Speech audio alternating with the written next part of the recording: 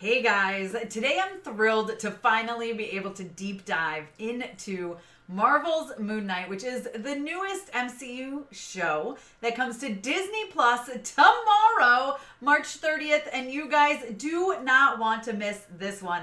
I know we've said it a million times before, but this really truly is unlike anything we have seen in the MCU before. Now, I'm going to dive into that in my spoiler-free review for you guys, but before we get into it, if this is your first time here, I'd love it if you take 1 second and hit that subscribe button. Go ahead and hit that notification bell so you don't miss out on more videos like this.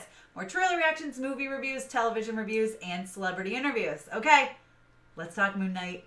Hey, Tessa from MamasGeeky here. Thank you so much for stopping by my YouTube channel. Okay, so I know pretty much every time a new Marvel series comes out, someone or many someones say, this is unlike anything we've seen in the MCU before. Now, I have said that before in the past about WandaVision and Loki, and I do believe that that was true at the time. And I still believe that Moon Knight is like nothing we have seen in the MCU before, okay? It really truly isn't. It deep dives into dark territory. It is brutal. There is blood. Trust me, there is a very fair amount of blood, especially for a Marvel show.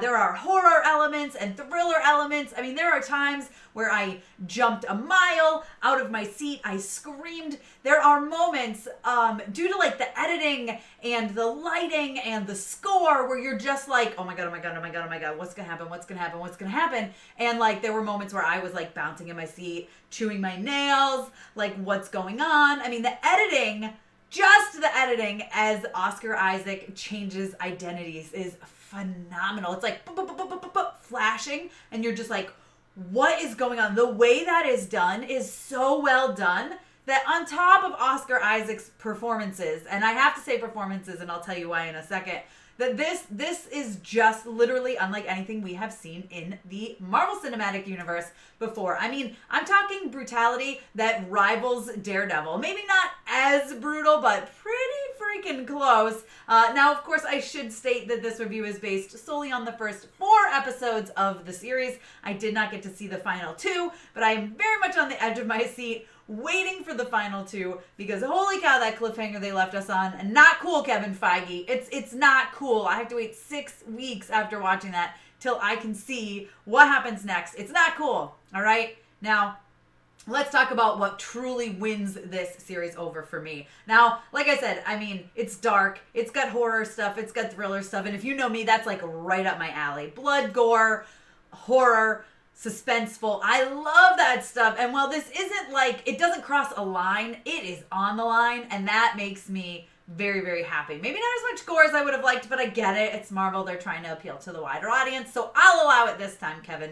But Oscar Isaac is an absolute freaking genius. He is so brilliant in this. He is so phenomenal in this.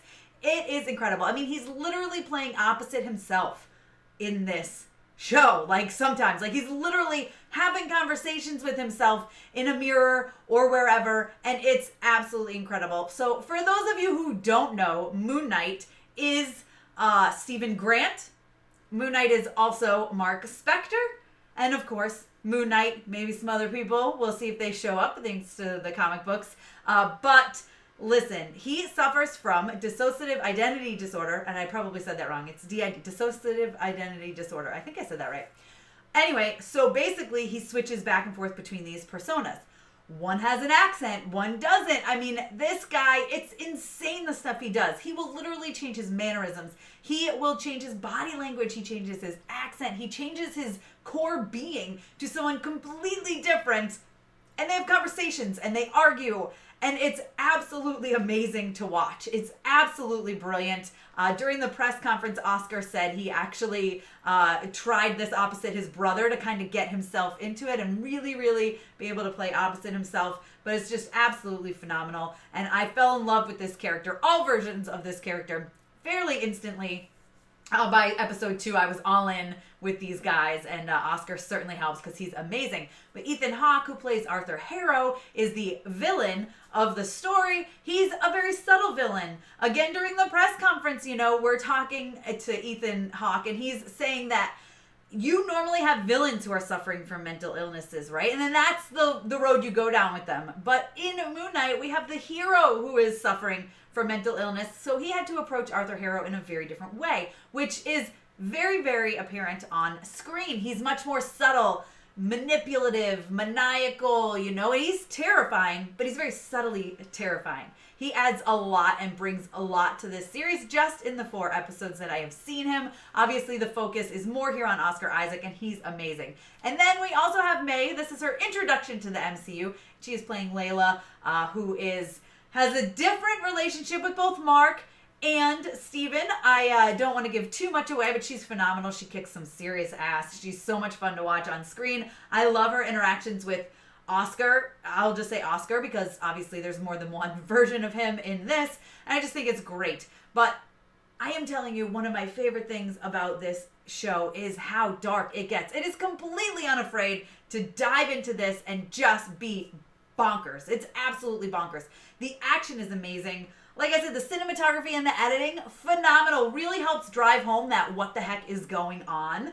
And then episode 4, you guys, completely changes about halfway through. Maybe there's about 20 minutes left. And you're just like, what is going on? And it's crazy and it's insane. And the final shot they leave you on, like I said, that cliffhanger, not cool that I have to wait so freaking long to get the rest of it because it is absolutely amazing. This series is freaking perfect. There's so much I loved about this series from beginning to episode 4. Now, of course, like I said, there's 2 episodes left. It could completely fall apart. I don't think it will. Khonshu, who is the Egyptian god, who is the god of the moon, he's also inhabiting Mark/Steven. So you have him, and he's freaking terrifying. The voice is, oh my gosh. There are moments that I literally had chills, and I was like, I don't like this. I'm scared, and I don't like it. The Egyptian mythology tie-ins are amazing. And then they're still able to throw in little bits of comedy here and there. Kind of Marvel level comedy, right? Okay, guys, just FYI, but it's not too over the top and intense. And it's surrounded by so much horror and intensity and suspensefulness that I don't think it really hits you in the face as oh, okay, they're just trying to make a joke here. It actually fits in, especially with the deliveries, and especially when Oscar Isaac is the one doing it. He really, really knows how to drop those comedic lines, but not take away from the true nature of Moon Knight. It's so good. The action is so much. There's so many great action scenes, and like I said, it gets bloody and it gets brutal, and there's hand-to-hand combat that is just so good. And I almost said something that was a spoiler. I can't say it, but I will just tell you that this is such a fun series. It's bonkers. It's crazy. It's suspenseful. It's intense. I'm going to say it, unlike anything we have seen in the MCU before. Now, like I said, Moon Knight hits Disney Plus tomorrow on March 30th. You guys don't want to miss it. There's so many reasons to love this show. There's so many reasons to love it and enjoy it. Now, it won't be for everyone. Like I said, it is a lot darker than we're used to. For me, there was no pacing issues whatsoever. I watched 4 episodes, 4 hour-long episodes, basically. Episode 1 is 45 minutes. Episode 2 is 50. Episode 3 is 50. Episode 4 is 51. I watched them back to back to back to back to back, and it felt like a 2-hour-long movie. Like it played like a movie, which I thoroughly enjoyed. I don't think there's a lot of pacing issues here at all. It really keeps you entertained from beginning to end. It changes, like it shifts, I guess I should say, throughout each episode enough to keep you on your toes and going. You're not bored out of your mind, which I can appreciate with hour-long episodes. That can be tough. And I think for the general audience who's going to be watching it 1 episode a week, that's not going to be an issue at all. Is this going to have a conversation like WandaVision had? I'm not sure. After episode 4, 100%. After episode 4, there's going to be theories and things being thrown out up to wazoo. It's going to be crazy. It's going to probably break the internet a little bit. But the first 3 episodes, yes, there are it ends on a cliffhanger, of course. That's what shows do now. But nothing that's what the heck? The OMG, WTF, what is even happening? Who am I? Who's this? What's going on moment is in episode 4. That's why they made us stop there, probably. I can't wait to see what happens in the final 2 episodes. I'm going to give Moon Knight, you guys, I'm doing it. I go back and forth between a 4.5 or a 5, but I'm going with a 5 because any issues I have with it are so little and so nitpicky that I'm just over it. It's so good. It's so good. You guys let me know your thoughts down below in the comments. If by the time you get to this review, you have already seen Moon Knight, the first episode of Moon Knight, or maybe the last episode of Moon Knight, depending on when you discover this. Let me know what you think in the comments. Be sure to give me that thumbs up. Don't forget to subscribe and hit that notification bell so you don't miss out on more videos like this. Movie reviews, television reviews, trailer reactions, and celebrity interviews. Thanks for taking the time to watch this, guys. You can check me out at MamasGeeky.com or follow me over on Instagram and Twitter. I'm at MamasGeeky over there. MamasGeeky. Thanks, guys. Thank you so much to all of my monetary supporters, my members here on YouTube, as well as my patrons. If you haven't joined yet, please consider doing so. We have some really awesome perks, including a monthly Zoom meeting where we get to talk face to face. Thank you again to everyone who supports me.